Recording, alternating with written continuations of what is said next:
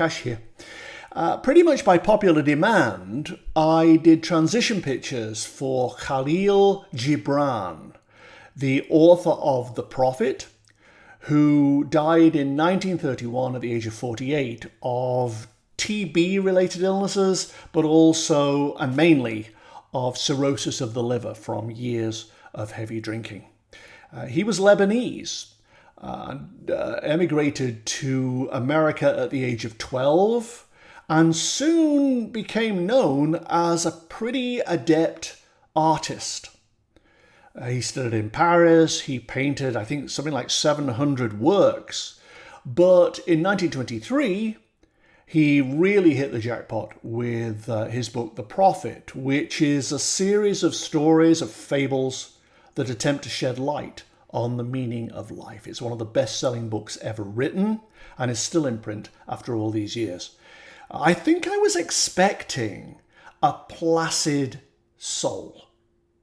I think I was expecting a quiet, introverted man. And indeed, if you look at his signature, there are traces in this signature not only of a good intellect, but of somebody who had an outer persona that he showed the world, that was the thing that interacted with the world every day.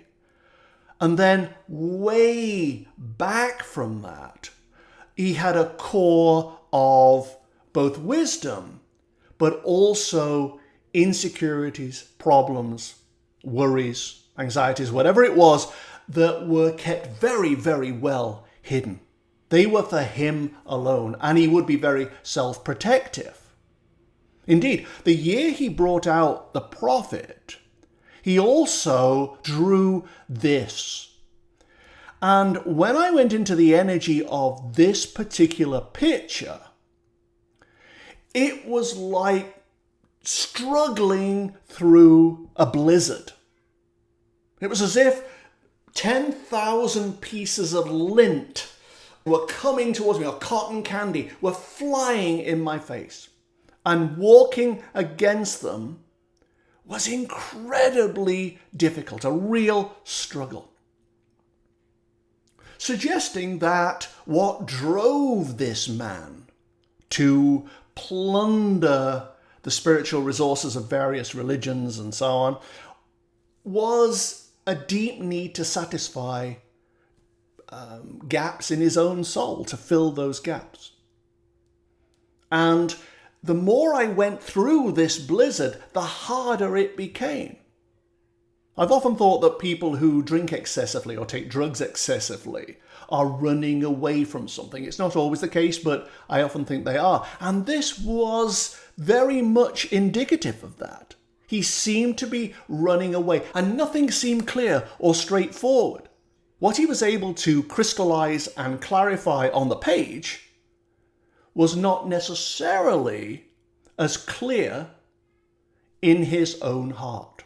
And as I said, from his signature, you can tell that he did present a front to the world. That was the Kahlil Gibran that the world saw. But on the inside, there was a core of longing, of confusion, of hurt, a lot of different stuff going on that nobody else got to see. But of course, that helped him filter all these ideas through his own perceptions, his own pain, his own insecurities. And that's really important for a writer. Also very interesting is that this is the first person I've done, as far as transitions go, where I was given two sets of pictures, completely different. And yet I realized after I'd done the second lot that the first lot helped clarify what the second lot said. Because in the first lot, when I went into his energy, he was descending through smoke of different densities, getting denser and denser the further down he went, and darker and darker. This may relate to how long it took for him to go through the dying process. He physically died, went from form to formless in the space of a day. But the dying process lasted over about 2 years because he became ill, then was diagnosed with cirrhosis, and from there it was a steady decline, which I think is what the first set of pictures were showing. Just got darker and darker and darker. In the second set, it was sunny and bright. He was walking down a little path, but with the spirit, the vim of an explorer. It was a bit like Arnie Sacknewsome in Journey to the Centre of the Earth, looking at clues. Where am I going? Where does this lead? Come on, everybody! He had a real dynamism to his interest in this dying process. It wasn't just, oh, I'm ill and I'm going, this is going to take a bit of a while. This was, hey, let's explore every aspect of this and experience it to the full. And he marched down this path. And there were other paths, and he went down there, imbued with curiosity.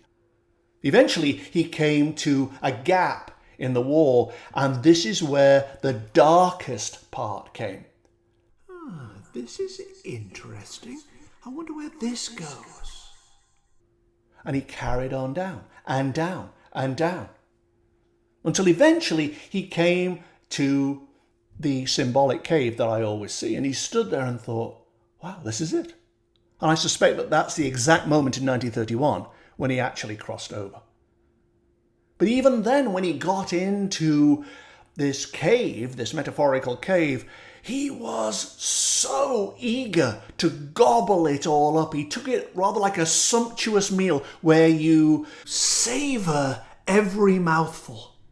Maybe thinking at a conscious level, I could go back and I could tell people about this. Now I know a lot of answers to questions I had that I didn't know when I was back there. And he continued on down and then arrived at the tunnel. At which point, he simply let himself go. He puffed out his chest and said, I want it all. Give me everything. I want to taste it. I want to eat it. I want to feel it. I want to be it. And that enabled him to rise and float forward. The puzzle here was that if he had a lot of ego concerns and troubles and fears and stuff in his mortal life, where were the obstacles here to his ascension, which most people seem to have when they have attachments to the ego? And when I looked down, there was a very, very shallow maze all the way up the tunnel, etched into the floor. I mean, if you stood on it, it would come up to your ankle bone, probably. It was almost like, yeah, that's what you could be going through if you were down there. But the fact that you submitted, the fact that you are all in with this glorious spiritual experience, the fact that you are throwing yourself on the good graces of the universe, lifts you over these ego puzzles. You're free and clear to rise. And he floated up the tunnel. Feed me. Show me. Teach me. Let me be one with this experience. And when he came to this symbolic dome that I always see of light, which is where we all seem to end up ultimately, he stayed the same way. He hovered in front of it, and when the time came, he simply sank into it as if he were bathing in a warm pool. Yeah. He became one with everything, because there was nothing between him and all that is, and made himself easier to lift. That's what it's all about. The more whole you are when you arrive in this space, the more easily you can be lifted to the higher realms. So this guy who had had all kinds of issues, troubles, concerns, beliefs in his mortal life, when it came to dying, treated it as a full sensory experience, trying to suck the very essence out of every moment. And if we could do the same, from these pictures it would seem that it allows us to avoid some of the challenges that come with attachments to ego and with resistance and so on. And he went into the light, happy, calm. It was almost like he was whole ahead of time, before he was embraced by universal wholeness. As if he acknowledged his perfection at a spiritual level before divine perfection took him in and welcomed him home. That seems to be the way to go. Certainly the most joyful way to go.